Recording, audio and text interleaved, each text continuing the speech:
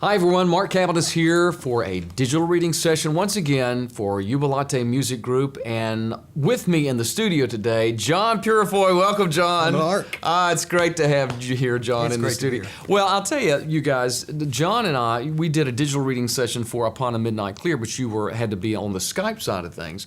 So it's so nice to have John here in our studios today, here in Nashville, so that we can talk about the latest cantata that you've written, John, In the Final Week. It's a cantata for Holy Week, and we're going to talk about it in just a minute. But before we do that, I wanted to tell everyone, John and I go back to 1922.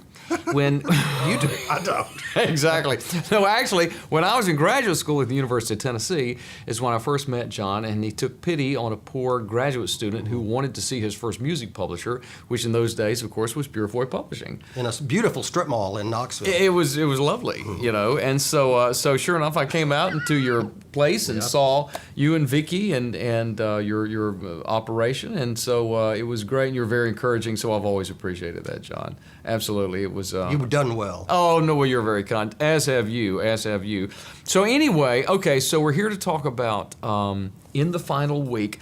Tell us how this cantata came about, John. How did it happen? Well, it started with you. You called me. Oh yeah. And Mark, I want people to know that not only did you write the narration and the liturgy that ended up with the work, but that you gave me an outline with these titles, and you were gracious, and John, you can tweak this and change it, and I knew that I could. But when I saw it, I thought this is a very unique concept for Holy Week. And I basically stuck to exactly what you had given me with one little change on Canticle of Love. And I don't know if you had it all in your heart and mind, but it was truly a collaborative effort. Well, thank you, John. It was. You're very kind. You're too kind about my contribution to it. But still, I knew that when I was kind of conceiving the work, I had you in mind, of course, because I know, like so many of our people who are watching this, know you're writing so well, John. You, as I've said before, have had such an inimitable stamp of your own style that you have.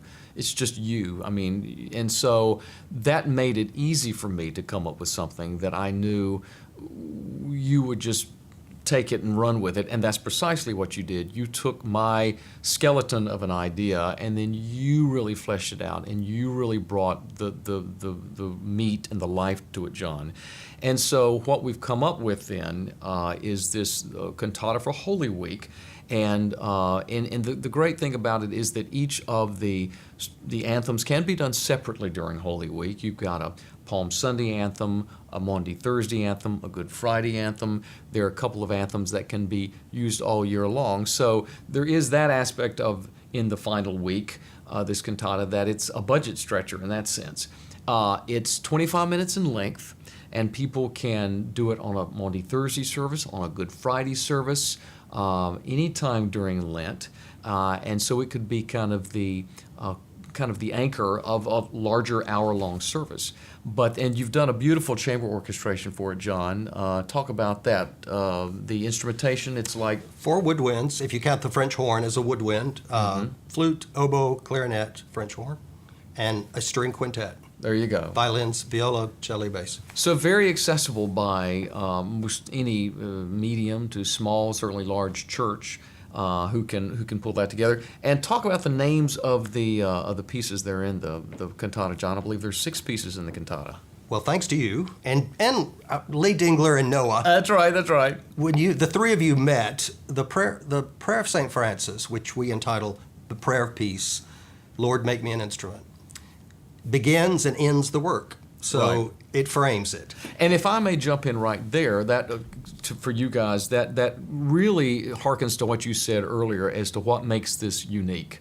And that is that, and that was Lee Dingler's idea while we're passing credits around here. Not that that's important, but still, the idea that you had written that anthem, and Lee had the idea to say, I think we need to open the whole work with this, and that really added another aspect to this whole thing that makes it so unique.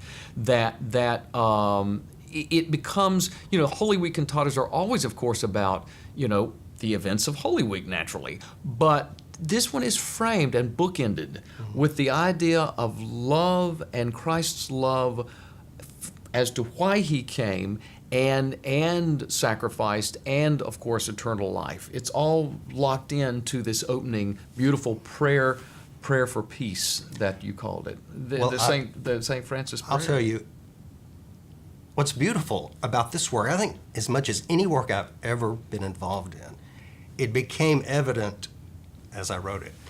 And I went back to you and I said, Mark, did you really, when I finally, and the melody for Prayer of Peace came first to me, and so I composed it first.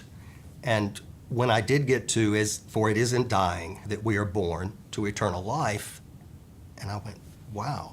Because we had decided we end with Good Friday. We don't have an Easter piece on purpose. Right. So that it can be done as an observance for Holy Week. And then we added a reprise of the Prayer of Peace almost in its entirety, and it melds into your final words of narration. So Right, exactly. So that's kind of the lay of the land, if you will, on what happens. Specific names of the pieces. So we have the Prayer of Peace, kind of the prologue, and then the Palm Sunday anthem. Palm Sunday, which is entitled Sing Jubilate. It's festive, but there's a little middle section where we quote the psalm, "Who is the King of glory? The Lord strong and mighty." And then it ends festive again. The second one is the Canticle of Love, which is Jesus' final words to the disciples, "If you love me, as I have loved you, keep my commandment and love one another." Then we do a medley of Jesus walked this lonesome valley, and that's called This Lonesome Valley. And that really sets up the Garden of Gethsemane. And then the Good Friday number was one of the most poignant for me to write. And you wanted something on Jesus Rose of Sharon. And that's a long story, but that's the Good Friday piece. And then the end of the reprise of Prayer of Peace. Exactly, and we kind of call that the epilogue, where we're bookending again the Prayer of Peace. Well, John, so excited about this work. We'll talk on the back end of this digital reading session, but right now, folks, we want you to see and hear excerpts from In the Final Week.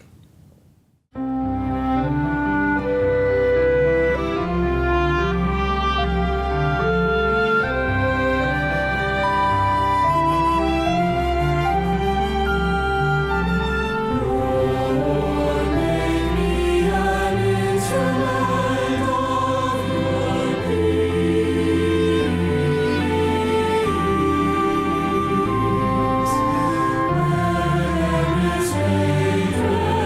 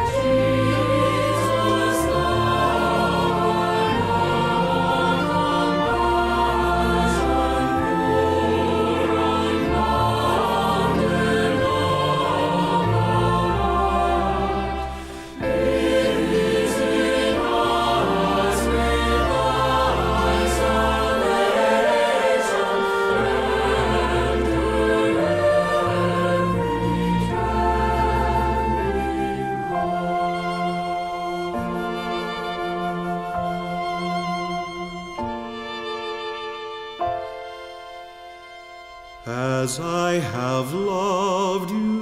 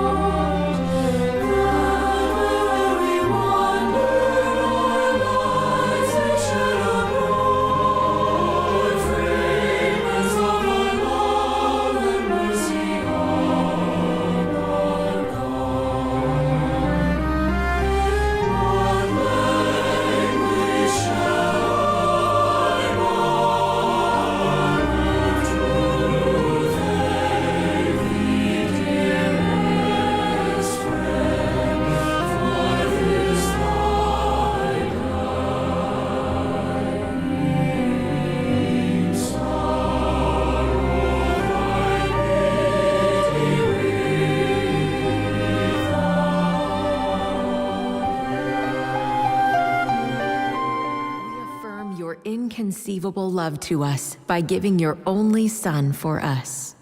We joyfully affirm that in your dying, we are given eternal life. Make us instruments of your peace. Holy God, your visible love to us is amazing and overwhelming. You came to our world in love to change it and us forever. May we respond in gratitude and love.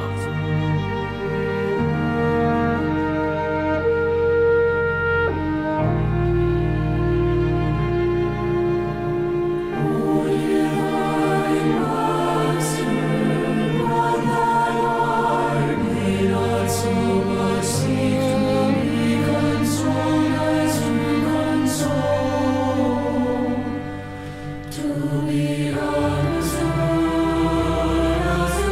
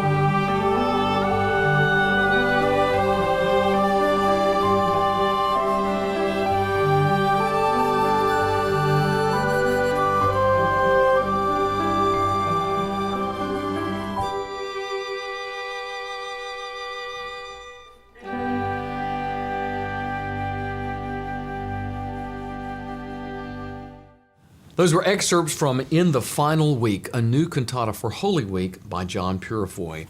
And John, so beautiful from what we just heard, and any performance suggestion ideas you might have for those people watching? Well, it can be done with the chamber orchestra, as we described, and piano, or piano alone. In my wife's church, my wife's a pianist, the organist adapts. That's always an option.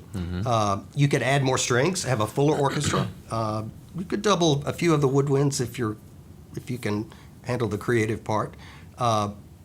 And I think you and I also spoke, if a church wants to do a Maundy Thursday communion service in place of a tenebrae, that is an option that to add hymns and something that's suitable, I think would fit nicely between the Lonesome Valley medley and Jesus Rose of Sharon. Yes. To have a little communion. So it's flexible. Yeah, That's the main thing, that it's a flexible work, and yet it can be completely through composed, performed from beginning to end as a 25-minute cantata, or you can section it out, or you can expand it. So a lot of flexible options. John, it's not often that, even though we're very much in touch, of course, it's not often or ever that I've been able to sit down in a video studio with you in front of people who are watching, who know your work so well for so many years, and to be able to publicly say, on behalf of you folks and myself, that the work you have poured your life into, John. See, I know this gentleman sitting next to me so well, you guys. And so, John, let me say, the work you've done for many, many years, decades, has impacted hundreds of thousands, arguably millions of people. And so I know your writing has deeply impacted my life. And so for that, I am deeply grateful. And your artistry, John, truly. In the book I wrote, I talk about how the word artist is tossed around so freely nowadays. For a lot of people, or sometimes, I don't know if it's actually accurate. But in your case, John, the word artist is truly accurate. I mean, you are just that, and always, in some areas of church music, in my opinion, these days, a breath of fresh air. And so I am honored, as always, to publish your music, John, truly. And I know you guys are going to really enjoy getting to know this latest beautiful offering from John. So, John, thank you again. Thank you, Mark. Absolutely. Well, my pleasure. And thank you guys for watching In the Final Week digital reading session.